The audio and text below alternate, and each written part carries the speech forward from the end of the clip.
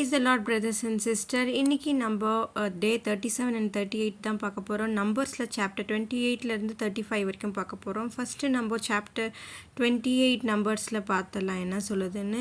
இதில் இஸ்ரவேலர்கள் குறிப்பிட்ட நேரங்களில் கடவுளுக்கு பலிகளை செலுத்த வேண்டும்.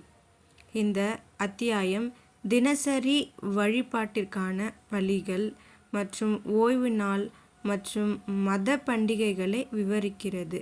இது என்ன நமக்கு டீச் பண்ணுது அப்படின்னு பார்த்தோம்னா, பல்வேறு பலிகளுக்கான தம்முடைய தேவைகளை கடவுள் வெளிப்படுத்தினார். இதுதான் இது நமக்கு டீச் பண்ணுது. அடுத்ததாக அதிகாரம் 29. எபிரேய நாட்காட்டியில் 7வது மாதத்தின் முதல் நாளில் கொண்டாடப்படும் எக்கால பண்டிகைக்கான காணிக்கைகள் மற்றும் வழிமுறைகள். அதாவது இந்த சாப்டர் பண்டிகைக்கான காணிக்கை மற்றும் வழிமுறைகளை பற்றி விவரிக்கிறது தான் இந்த 29th சாப்டர் சொல்லுது. அடுத்தது 30வது அதிகாரம் என்ன சொல்லுதுன்னா, கடவுளுக்கு செய்யும் பொருத்தனைகள் தொடர்பான சட்டங்களில் கவனம் செலுத்துகிறது மற்றும் குறிப்பாக கணவன்மார்கள் மற்றும் தந்தையர்கள் தங்கள் மனைவிமார்கள் மற்றும் மகள்கள் செய்யும் பொருத்தனைகளை ரத்து செய்யும் அதிகாரம் குறித்து இதை பற்றி தான் சொல்லுது. இதில் முக்கிய குறிப்பு என்னென்னா, keeping promises and family dynamics இது தாங்க. அடுத்தது அதிகாரம் 31. இதில் வெஞ்சன்ஸை பற்றி சொல்லுது. அதாவது என்னாகமம் 31 அதிகாரம் இஸ்ரவேலருக்கு எதிரான செயல்களுக்காக மீதியானியர்களை பழிவாங்கும்படி இஸ்ரவேலர்களுக்கு கர்த்தர் கொடுத்த கட்டளையை முதன்மையாக மையமாக கொண்டுள்ளது. இதில் குறிப்பு சொல்லணும்னா, common to fight and the motivation for the war and outcome of the battle. இது தாங்க இந்த 31வது அதிகாரம் விவரிக்கிறது.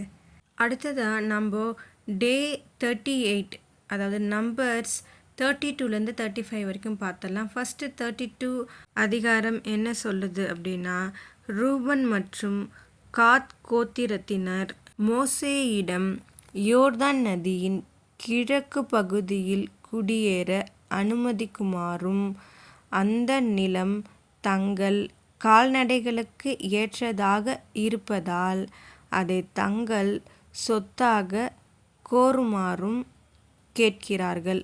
அதாவது ரூபன் மற்றும் காத் இருவருமே மோசேயிடம் இந்த நதியில் கிழக்கு பகுதியை தங்களோட கால்நடைகளுக்கு வசதியான இடமா இது இருக்குன்றனால அதை அவங்களுக்கு தரும்படி கேட்குறாங்க. இதுதான் இந்த அதிகாரம் சொல்லுது.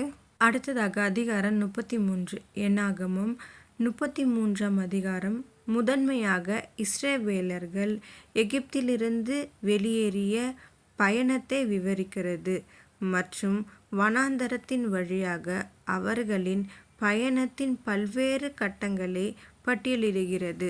இந்த அதிகாரம் முற்றிலும் இஸ்ரவேல மக்கள் எகிப்தை விட்டு வெளியேறி பயணம் சென்றதை பற்றி தான் விவரிக்கிறது. அடுத்ததாக அதிகாரம் 34. இதில் பவுண்டரிஸை பற்றி தான் பேசியிருக்காங்க. அதாவது என்னாகமம் 34ஆம் அதிகாரம் முதன்மையாக இஸ்ரவேலர் சுதந்திரிக்க வேண்டிய கானான் தேசத்தின் எல்லைகளை வரையறுப்பதில் கவனம் செலுத்துகிறது மற்றும் எல்லைகளை மிகவும் பொருத்தமான ஒரு வார்த்தை சுருக்கமாக ஆக்குகிறது.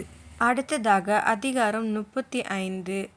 இந்த அதிகாரம் லேவியர்கள் வாழ்வதற்கு குறிப்பிட்ட நகரங்களை நியமிக்க வேண்டும் என்ற அறிவுறுத்தலில் முதன்மையாக கவனம் செலுத்துகிறது மற்றும் இதில் தற்செயலாக ஒருவரை கொன்றவர்களுக்கு அடைக்கல பட்டணங்கள் அடங்கும்.